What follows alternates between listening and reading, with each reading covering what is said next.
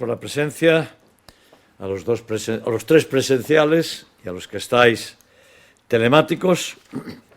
Primero, y como siempre, evolución de la pandemia. Las cosas en Vigo siguen yendo bien. Hoy bajamos 0,7 y estamos ya en 16,7. Estamos ya cerca de los 9 y a partir de los 9 ya no hay ni siquiera datos. Por tanto, en un día bajamos 0,7 y en 2 días bajamos 4,7. Decía 16,7. Elementos comparativos: Coruña 24,9, Santiago 21, Ourense 11,4 y Pontevedra 12,9. Por tanto, Vigo sigue en la buena evolución. La comparación con Galicia, pues estamos en la media de Galicia, nosotros 16,7 y Galicia está en 15,5. Por tanto, caminamos bien.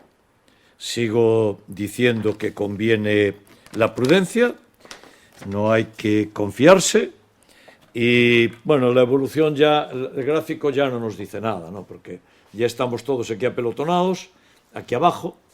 Le dije a prensa que me dieran la senda entera y no me lo dieron, pero mañana, el lunes, os lo enseñaré. Lo cierto es que ya estamos mucho más bajo de lo que estábamos en los periodos pre-cuarta crisis. Esta ola de aquí, en la anterior, la que hubo por allá por febrero, marzo y abril, pues cuando estuvimos más bajo estábamos en casi 40, 37, 38.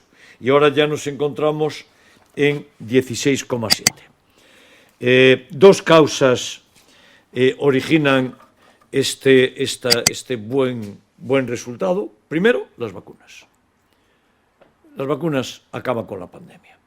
Y así pues, todo el mundo se tiene que vacunar. No me cansaré de repetirlo y repetirlo y repetirlo. Todos aquellos que estén en la edad de vacunación se tienen que vacunar, porque ponen en riesgo su salud y ponen en riesgo la salud de los demás. Así pues, lo primero, vacunas.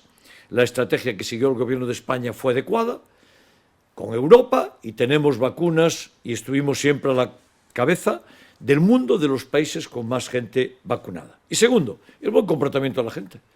Y yo en Vigo tengo que felicitar a todo el mundo y seguir diciendo, sigamos siendo prudentes. Pues no pasa nada por ir con la mascarilla por la calle. Y yo ando por la calle con la mascarilla y cuando nos cruzamos llevamos la mascarilla puestos. Dicho eso, la Xunta tiene que dejar de hostigar a la hostelería de Vigo. Y le podría citar casos de comunidades donde el tratamiento a la hostelería es mucho más flexible que el que está viendo, al menos en Vigo. Supongo que en toda Galicia, pero al menos en Vigo. Y de diferentes colores políticos. Por tanto, esto no va de colores políticos. Esto va de forma de entender el apoyo a la hostelería y el pequeño y mediano comercio. Y en Vigo, la Xunta los está tratando francamente mal.